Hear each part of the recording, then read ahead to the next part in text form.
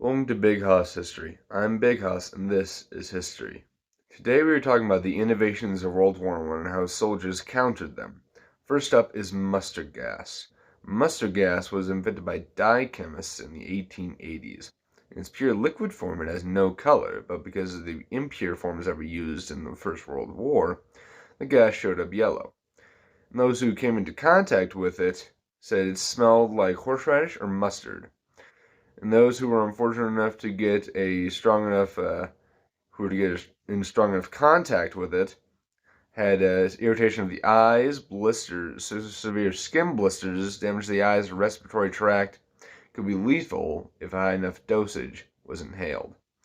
To combat this, they invented gas masks as a quick solution in 1915. They were invented by Clooney McPherson. We are next going to talk about the machine gun. The machine gun will be invented in 1862 by Richard Jordan Gatling, and he would call it the Gatling gun. It would see limited use in the Civil War, but in the First World War it was a devastating weapon. However, they were prone to jam. They were also very heavy and difficult to move around. And last but not least is the tank.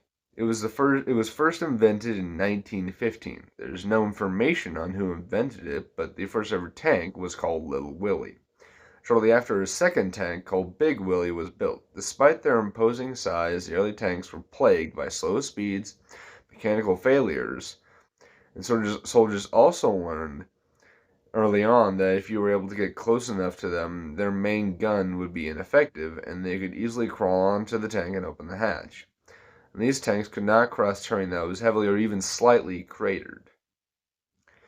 That has been the offensive and defensive side of World War I. Thanks for watching, and as always, I'm Big Hoss, and this has been history.